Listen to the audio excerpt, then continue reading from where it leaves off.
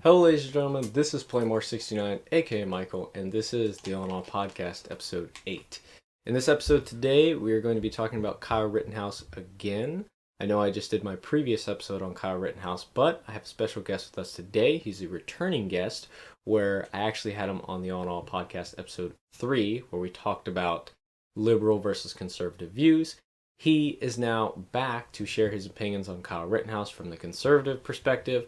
I know I shared my thoughts last week on the liberal perspective, but hopefully we can come to some sort of agreement on what we basically think about Kyle Rittenhouse and how the trial went, how the verdict was. But I'll let John introduce himself now. So, John, take it away. Hey, I am John. I am 17 years old. I am a conservative from this point of view on this podcast. Thank you, Michael, for letting me join your podcast today. I'm going live on TikTok. I will shout you out when we're done with this, of course, because you're my homie. But yeah, I'm 17. I go to high school. I'm a junior. I am the conservative side of this. I said that a few times, but I'm sorry. Yeah, so thank you for letting me get to the first subject, please. Hey, thanks so much for coming on. And yeah, he is actually going live on his TikTok for this podcast as well, which is great. You know, increased viewership on the On All podcast is always great for me. But we are going to be talking about Kyle Rittenhouse, and we're going to be talking about basically our views on the Kyle Rittenhouse trial and see where we agree and disagree on and the overall case. So basically, I'll open it up with the first question. John, I'm assuming you watched the trial, correct? Yes, sir. Okay. So if you've watched the trial, what did you think? Did you think that the trial was good, mishandled? Do you think it was well oriented? Like, what are your thoughts on the trial overall? Personally, I think they kind of let it drag out a little too long, if that makes sense. Okay. I feel like it was quite, it seemed quite easy to find the answer, in my opinion, to the trial because there was so many witnesses and so much video evidence of exactly what happened the whole time because there were so many YouTubers and pedestrians. People there, yeah, recording. Yeah, there's so many people recording what was going on. Yeah, that was the big thing about the trial, that it was a lot on video, which means that you really can't dispute video because that really is the facts of the situation. And even just a person looking at the video, I think, with not much context at all, I think they can look at it as self-defense. I think most people came to that conclusion, at least most rational people, I think. But there obviously was certain sides that, you know, kind of idolized Kyle in a certain way. But, you know, it was quite interesting to see that. So the next question, obviously, is do you agree with the trial verdict where he was found not guilty on all charges? Personally, I do find he was not guilty on all charges. Just by the way everything was set up and like the way everything went down, it was kind of like, personally, I kind of felt like it wasn't really his fault. Like, no, he shouldn't have had a gun at 17 years old in the middle of the town square, around town square. Yeah, it was in the middle of town, downtown. Yeah, so I don't think you should have a rifle, and specifically an AR-15, downtown. But he was there for the right reason, but at the same time, he probably could have done that differently, like, in my opinion. Yeah, I guess that leads us into the next question because you actually hit on a good point there of like, you know, maybe he shouldn't have had the rifle at 17 and maybe he shouldn't have gone there with the rifle. So do you believe that if he would have went there without the rifle, things would have turned out more peacefully? Or is it just too hard to say at this point? Like, I don't really know because a lot of people were saying like, oh, I've watched a lot of TikToks on this, of course, but a lot of people in the comments on all the TikToks have been saying like, well, they thought he was a terrorist attack or threat. But it was like, I don't really understand that side because they like came after him personally trying to attack him when he was just trying to help people. And I didn't really get that. Like, how can you be scared of someone if you guys have guns and you guys are the ones rioting and like actually doing like illegal things? yeah, we'll actually talk about the incidences as they were in chronological order. So I guess let's start with the first one of Joseph Rosenbaum. I'm assuming you've seen the videos, but Joseph Rosenbaum basically was the first one threatening Kyle. It is on video that he did threaten Kyle. He threatened for Kyle to shoot him, actually. And he was actually... Didn't he say, shoot me N-word, shoot Yes, me N-word, shoot he me did N-word? say that. And it's funny because Joseph Rosenbaum was actually starting a dumpster fire at a gas station, and Kyle actually put it out, and that's when that competition happened. Didn't he light it on fire and like push towards like a police patrol car? I don't know if that was exactly Joseph Rosenbaum, but I know Joseph Rosenbaum was lighting a dumpster fire at a gas station, and Kyle was putting it out. And I think Kyle did put it out, and that's when the interaction happened between them, and that's when Joseph Rosenbaum started to chase him. Joseph Rosenbaum closed the distance really fast. This was obviously because Kyle was carrying a gun and also a medical bag at the same time. So it was made sense that he closed the distance on him. And, do you feel it was justified for Kyle to shoot Joseph Rosenbaum when he was running at him, closed the distance, grabbed his gun, threatened him before? Obviously, we got the verdict already. He's not guilty, but do you think personally? Personally, I think he's not guilty because, like I've said so many times, he was running away he was just trying to help people in the first place. Mm-hmm. And he did have a rifle to protect himself, but I feel like he only had the rifle for that kind of event where someone pulled a gun on him for just trying to help out. Or tried to danger him in some way. Yeah, because they came after him, in every scenario they tried to start the fight. So, how can you get mad at someone for starting a fight and then getting someone retaliating? Yeah, so I guess that leads us into the next two incidences, which was 2 and 3. So after he shoots Joseph Rosenbaum, he obviously runs to the police. He's running down the street. Someone hits him in the back of the head. He falls. And then I think he gets jump kicked by someone. He shoots in their direction, does not hit them. And then the next person that comes up, Anthony Hubert, I think that's his name, he hits him with a skateboard on the head, grabs the, I think, barrel of his rifle. Yeah, he grabs the barrel near the sling. But Kyle had a sling on, so the rifle wasn't really going anywhere. Shot him once in the chest. So do you think that was justified, him swinging the skateboard at him and then grabbing his gun and then Kyle shooting him while he's on the ground? Yeah, I think it really does. I think that's okay. If someone runs up behind me and hits me with a deadly weapon and then proceeds to try to take my firearm, even if he didn't try to take my firearm, if someone runs up behind me in a riot where people are burning stuff and hurting pedestrians and burning buildings, if someone runs up and then kicks me in the face and then someone else hits me with a skateboard, I would probably make the choice of defending myself over getting another skateboard to the head. That's true. So the third one, and I think is truly the most justified one, because one, he actually did not shoot and kill this person, Gage Grosskreutz, but Gage Grosskreutz aimed a pistol at Kyle. Now, I don't know if it was at the head or the body, but he did aim it at Kyle. It's shown in the video. In his general vicinity. It was aimed at Kyle. We know that. And if you aim a gun at someone, what's your intent? It's obviously to kill them at that point. And he aimed the gun at Kyle. Kyle apparently cleared some sort of jam in his AR-15 in that time. He raised his gun when Gage Grosskreutz aimed his pistol at him, shot him once in the bicep, totally immobilizing Gage Grosskreutz for him to not shoot his gun. Kyle immediately got up, went to the police. So the third one I think is the most justified, and I think we can both agree there that if you aim a gun at someone, what do you expect? If they have a gun, you're probably going to be shot, right? Yeah. Personally, I really think that makes sense. I feel like all of them were pretty much justified. But, my biggest thing, I keep saying this over and over, is he tried to get away from the fight, and he was trying to avoid the confrontation. He was literally just there to clean up all their mess, and yet they were mad that he was trying to clean it up. And, like I said, he tried to get away from them, and they came after him. So if you come and try to run and attack someone, are you going to be mad that they retaliate? I don't understand that to some people. Yeah, so I kind of want to get into that a little bit too, as he was there to help people, and I think to a lot of people on the right who are conservative kind of see Kyle as this hero. He went to a protest, went to a riot, he was trying to do the right thing, and he exercised his, Second Amendment rights. Do you look at him as a hero, or do you look at him more as a dumb kid? Which I look at him as a dumb kid who did a dumb thing.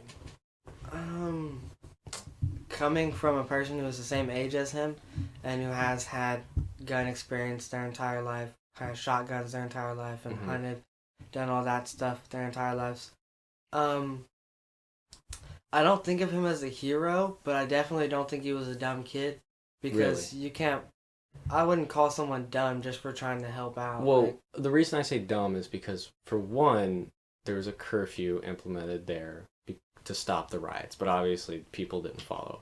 And two, he's not 18, so he's not really making decisions for himself. So he basically snuck out of the house at that point at 17 to go to this place, which well, again, you know, personally, you're 17, you're that close, but still, I just think that's a dumb thing to do. I Like, feel like really dumb. partially, I feel like it is pretty dumb. But at the same time, people are looking at his age so much. But there are some 17-year-olds that are much more mature and who have a lot more gun safety and who are much more inclined to do something like that than some like 40, 50-year-olds out there. So I feel like people are bringing up his age, but don't forget that just because he's 17 doesn't mean he can't be mature with weapons. Well, Because he never had his finger on the trigger on his rifle and he was just trying to help people. But I don't think he's a hero. I just really don't think people should call him dumb just for trying to help out, if that makes sense. Okay, well, if he was truly there to help people, then he wouldn't have brought a rifle in the first place, right? You know, he had the rifle Well, with some intentions of defending, you know. well, I mean, If you bring a rifle, don't you intend to use it in some way for at least defense in a way? Like, even if you get in certain situations, you still intend to use it, right? You don't just bring it to just show it off. well, you don't. I mean, you said intend by like he wanted to use it, but He wanted to use it if it came the right situation. I'm saying, I don't think he. No, he didn't want to use it. He just well, then why did he bring had it? to use it.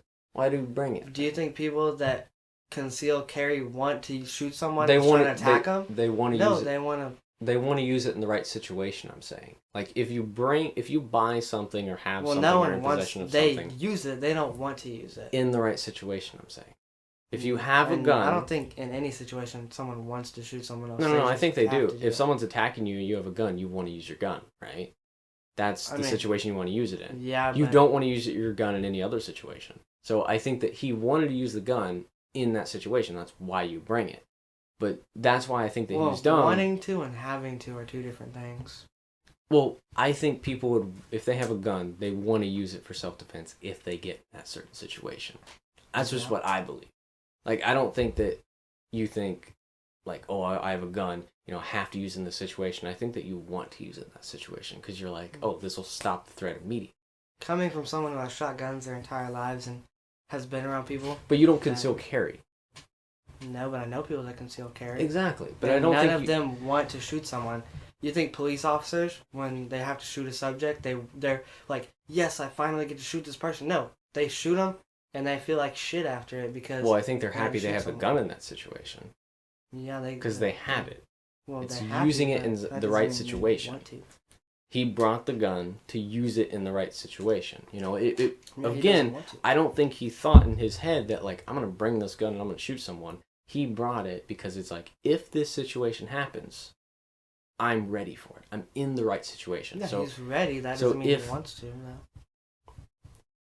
I just feel bringing an AR-15 was not smart, especially because, again, I think a lot of people, you know, at least in today's day and age, they look at that as like a very deadly weapon, which, you know, it's not an assault rifle. We know that.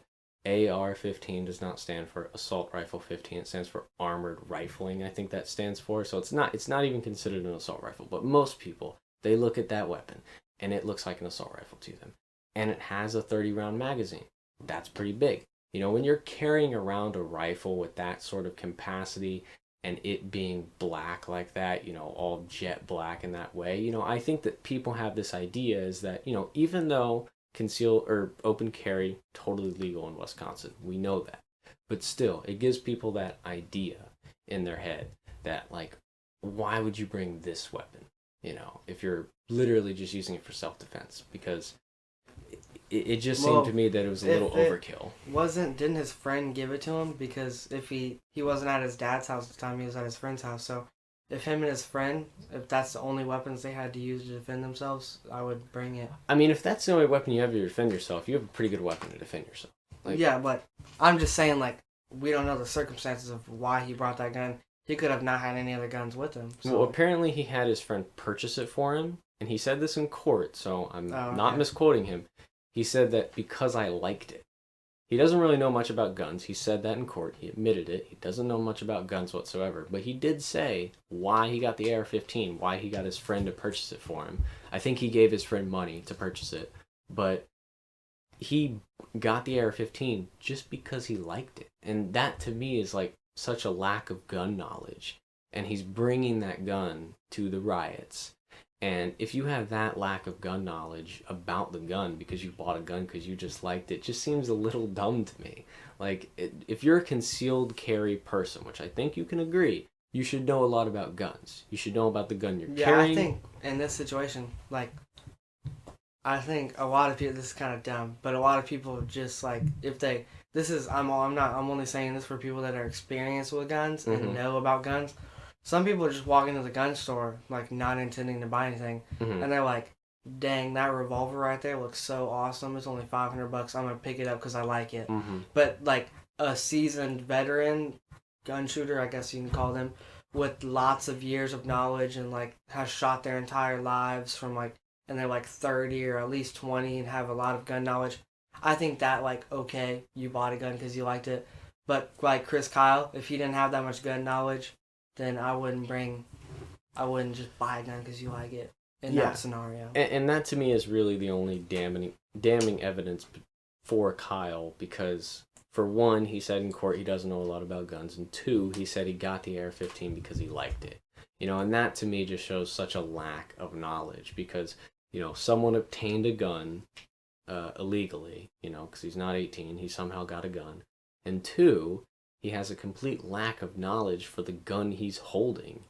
And three, not only did he have a lack of knowledge with it, he brought it with him to a crowded area. You know, it just, to me, it's a very dumb situation. Like, if he had knowledge, if he shot guns before, if he had knowledge of the AR-15, if he knew about that gun, because I'm just going off what he said in court, because I know there's been a lot of speculation online that he does know a lot about guns, he was lying in court. I'm just going, what happened in court? And what happened in court, that to me was the most damning evidence, not to convict him.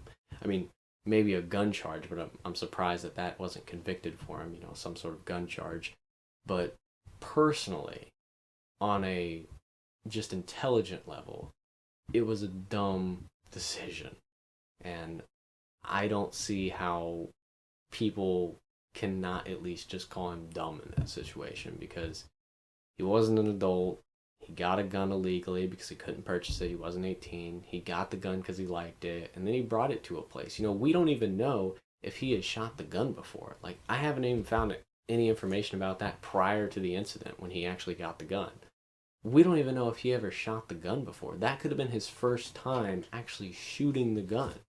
You know, that shows a complete lack of experience with the gun, is that you have that much confidence in yourself to bring a gun that you've never even shot before. Like, what do you say about that?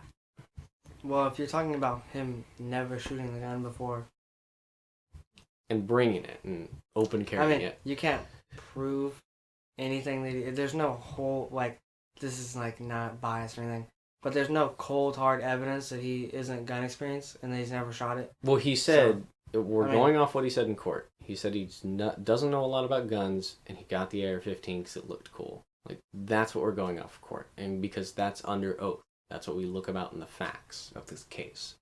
And that's what he said. And again, our opinions don't really matter in this situation, because he already got off.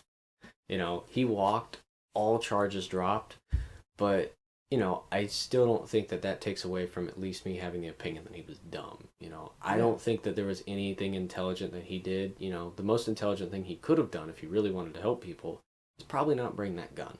Or at least bring the concealed pistol, maybe. Bring a concealed gun that you I would have carry. Not just walked around with it, like, all willy-nilly. I mean, it would have made sense to, like, bring a concealed gun. And I'm not saying that it was good that he brought the gun. I was just saying, if that was the only gun that he had at the moment of time, it would make a lot more sense to bring it to be protected. Like, in any scenario, in any riot, no matter your political views on what was happening, just seems right to bring something to protect yourself.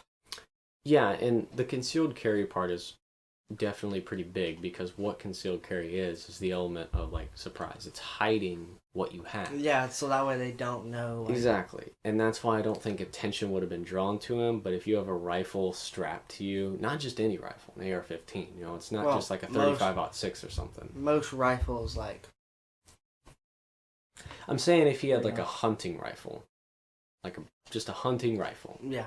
It would look a lot different. Like a bolt-action hunting rifle? It would look a lot different than an yeah. AR-15 that, for most people, they classify that as an assault rifle. Yeah. Even though it's not, people have that thought.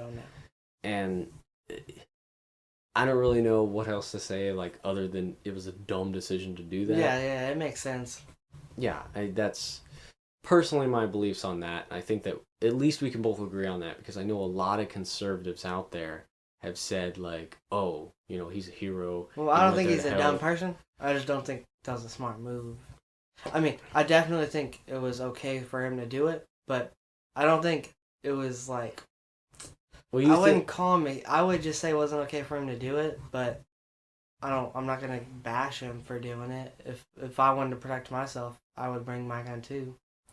Well, do you think it was dumb going to the riot in the first place? Because I think it was too. Like, I don't think you should play hero going to a riot. Like, personally, I don't think that. If you're going to a riot, you're only going to get hurt at that point. To me, personally. Yeah, I feel like this is non-biased at all. Like, no politics, no nothing. If you're going to a riot, something bad gonna happen. Yeah, exactly. Like, there's no side of a riot that's good. On the cops, the pedestrians, the businesses, the rioters, the people that are, like, going there for good, nothing good is ever going to happen from going to a riot and being around a riot in general. Yeah, and that's where the dumbness comes in. Because there's, like, no laws when you're rioting. Like, yeah, because it's anarchy. And he went there, and I know he had good intentions. Of course, we both know this. But even him going there with good intentions, it doesn't take away from the fact that it was a dumb decision to even go it was a pretty dumb decision. Yeah. And I don't think he's dumb. We all make dumb mistakes. I mean, I don't want to say he's, like, dumb intelligent-wise, but it was a dumb decision he made, and to me, he's still kind of a dumb kid, because it's like, I don't know, that was such a lapse in judgment of doing that. I know legally he got off on everything. I feel like a lot of times, like, our, like, sometimes, like, our emotions get the best of us, or, like, trying to, like, make an impact kind of, like, affects us and kind of makes us forget about, like, the reality of what could happen if we start to play the hero card in any scenario. Yeah, like, I don't think he thought about, like, you know, I don't think he thought about shooting people, like, just going there. Like, I didn't think that was something, like, he just thought about. But I think he had to realize in his head that bringing a gun could have the potential of maybe shooting someone. You know, if you're going with 30 rounds in your magazine, with an AR-15, to a riot, I mean, I know there was other people there that didn't shoot, but still, it's a recipe for disaster, and he met it. And my thing is, like, all the rioters, like,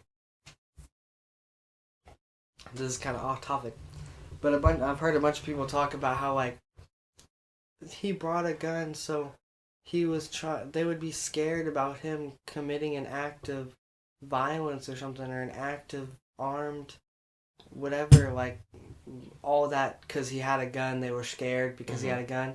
But most of the more rioters had guns than the people trying to help. Like, a lot of the people trying to help, there wasn't even enough people trying to help because there was so many rioters. Well, we know this, that, yeah, there was more rioters than people helping. We know like, from that point, I feel like, how can they talk about the being scared of a dude with a gun when they were all carrying around pistols?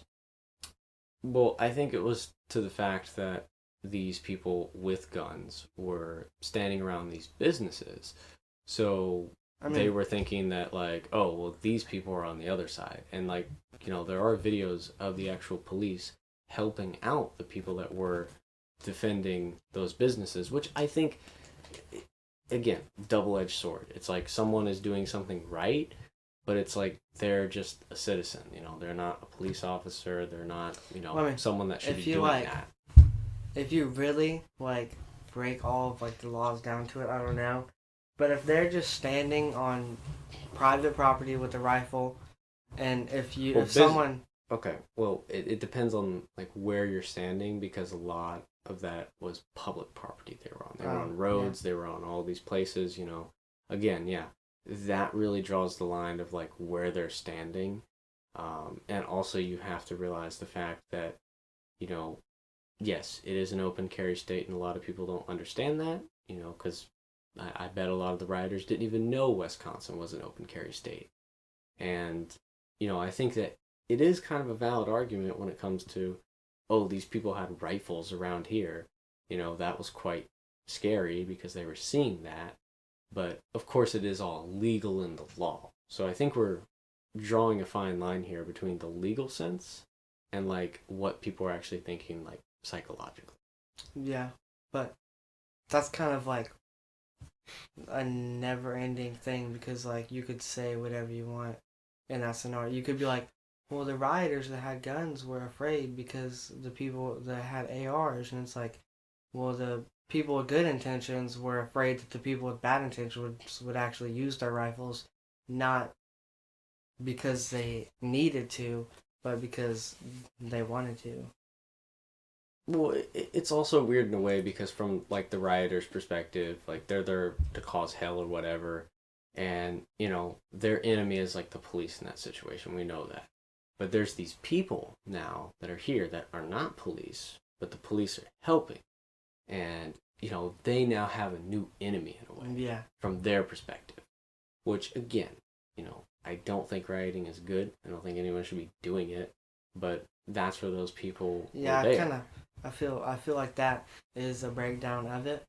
But like I don't know, like it's kind of on like if you really think about it, it's kind of bad on both sides because yeah the people protecting had AR-15s and were there for good purpose and like but they had guns and like the other people had guns too though. So it's like well, I don't think everyone there with like you know. Yeah, I meant like Well, I'm saying I don't think everyone there that was defending businesses were there with good intentions. oh that is true, yeah. Yeah, like some people. But the same with like well all the rioters had bad intentions, but were Well, I think some people there were legitimately protesters protesting. Like, that's true. I don't think that everyone But there was a rioter. I don't think the real protesters would have cared if someone was standing there.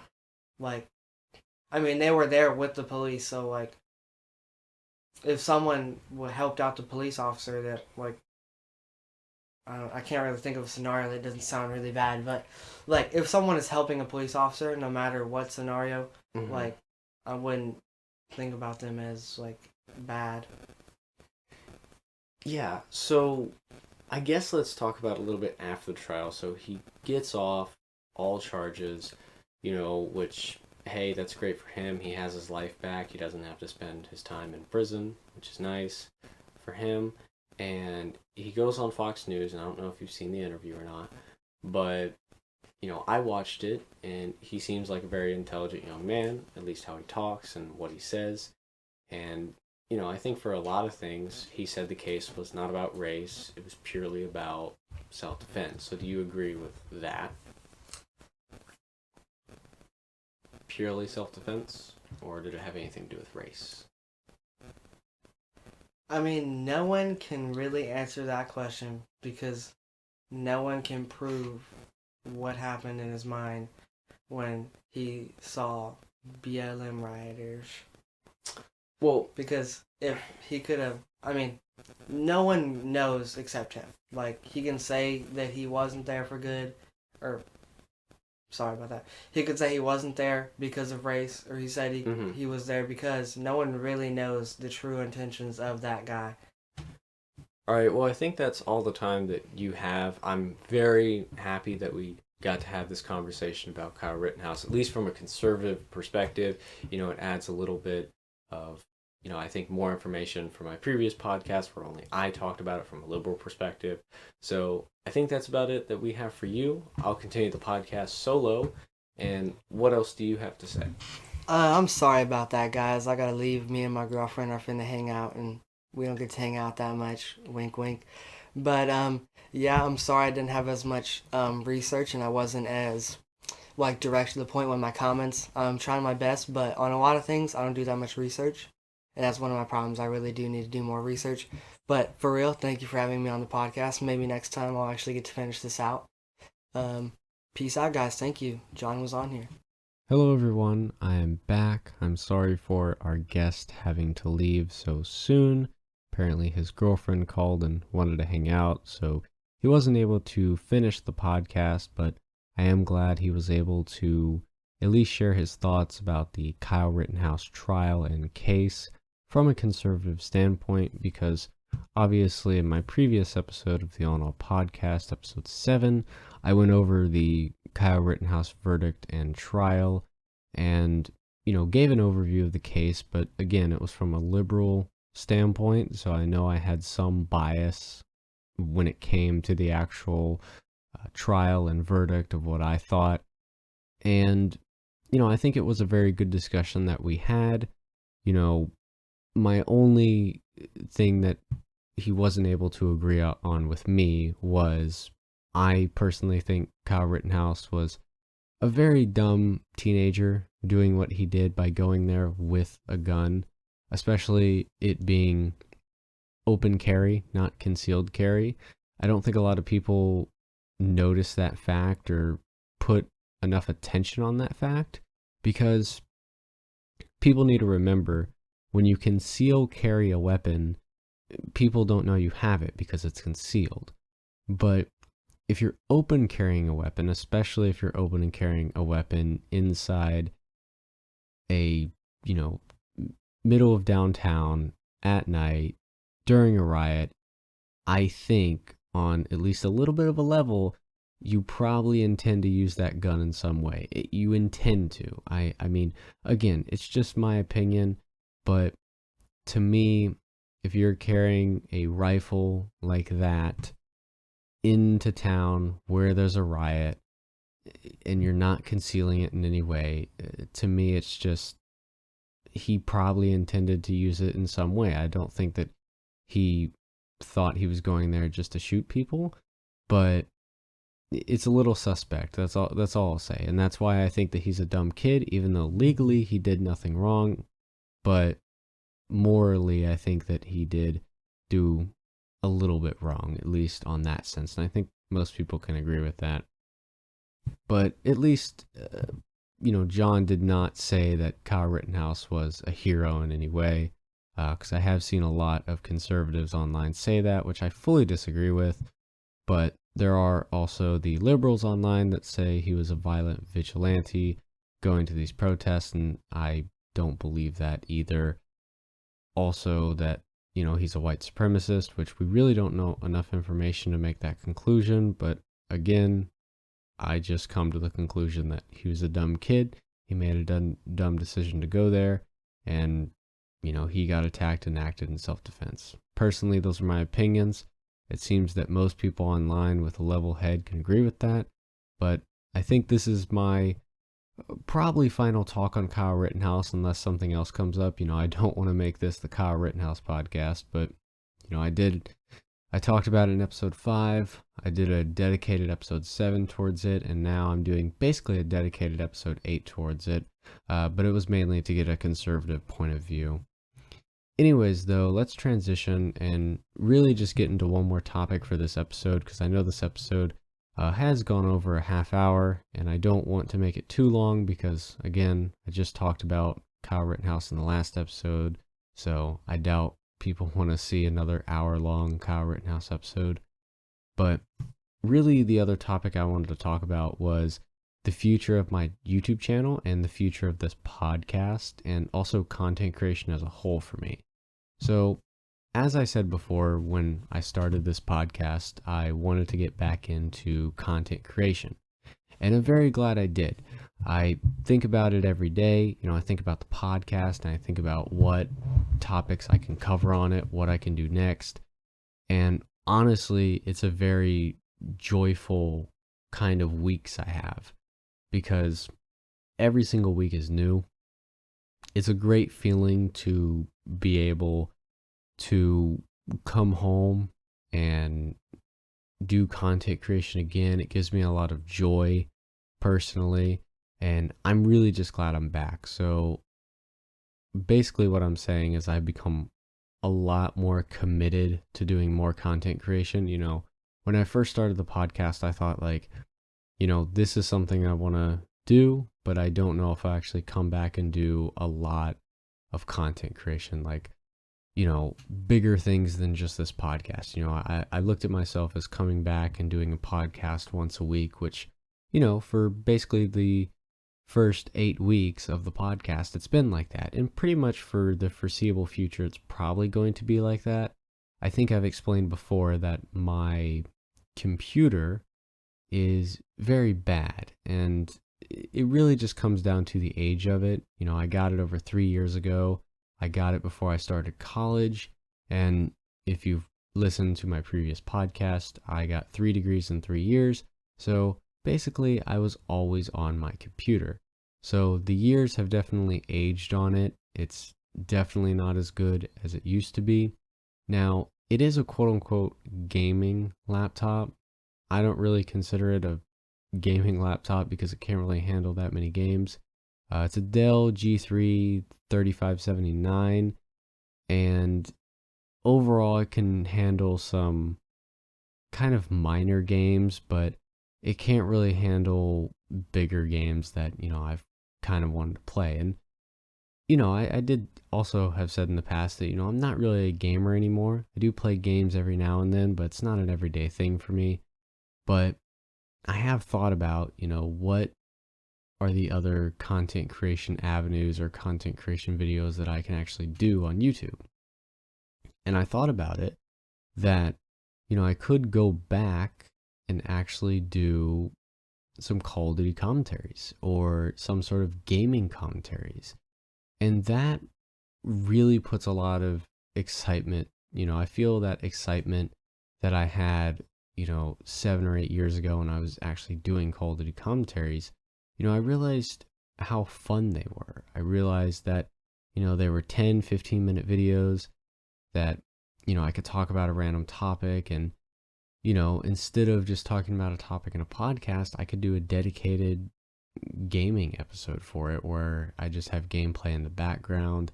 And then I, share my thoughts on a certain topic.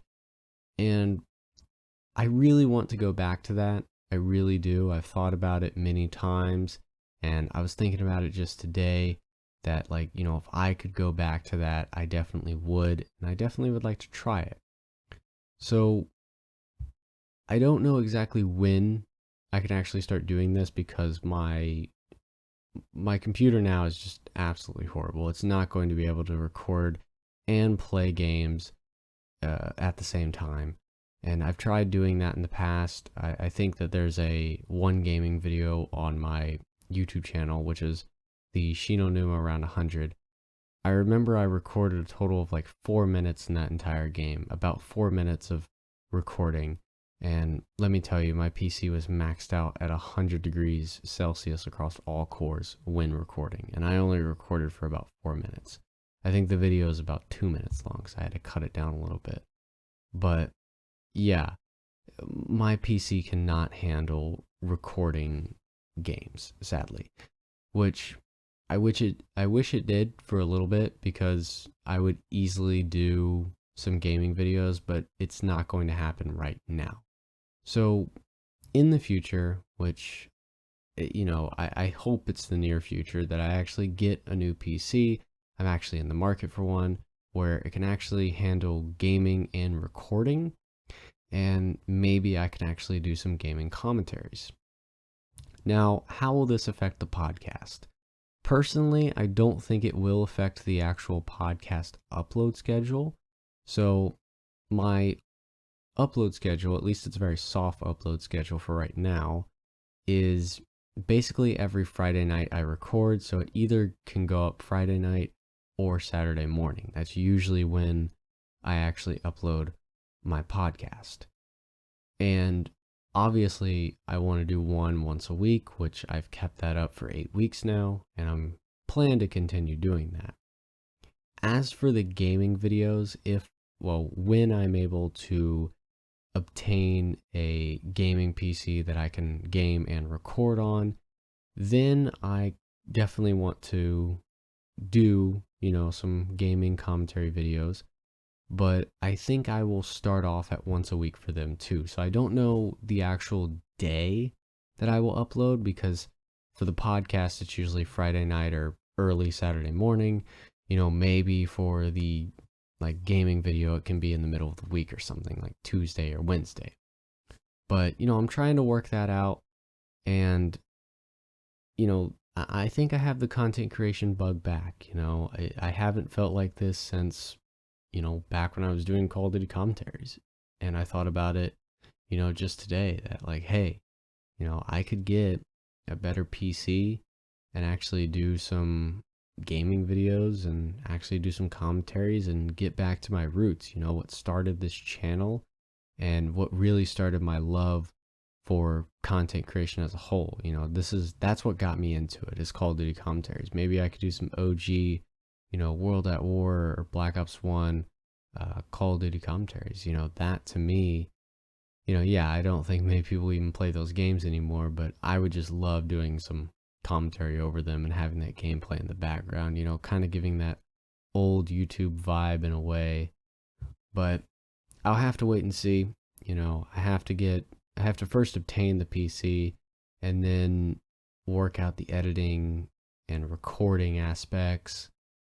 Not only that, then I have to figure out some sort of upload schedule and also find the time to be able to record, edit, commentate over, and actually upload the gameplay, because, this podcast doesn't take forever to actually edit or record, which is nice because, it's more of just like one or two takes of, clips, a little bit of editing, and then exporting and uploading.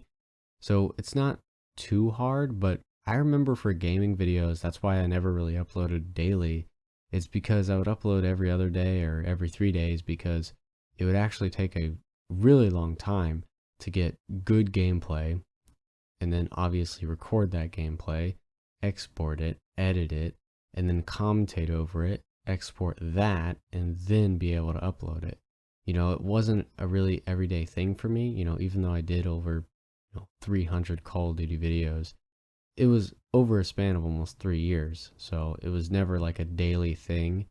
And, I know to be a successful YouTuber, uploading daily is so crucial, which, I think I could do it nowadays, especially because I think I have the correct work ethic, but it is very difficult. But I think those are all future endeavors on my channel that I hope to get to. But for now, I just want to continue what I'm doing now, which is the podcast. Obviously continuing to upload it once a week.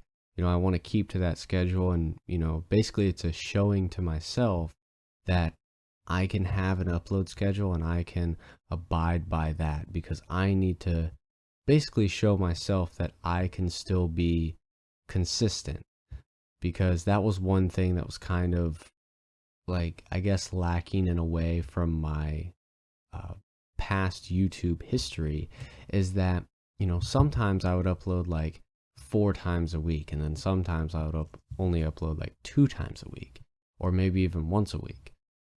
I want to get to a consistent schedule to where I can do a podcast once a week, and if I can do that, then I can do a gaming commentary video once a week as well.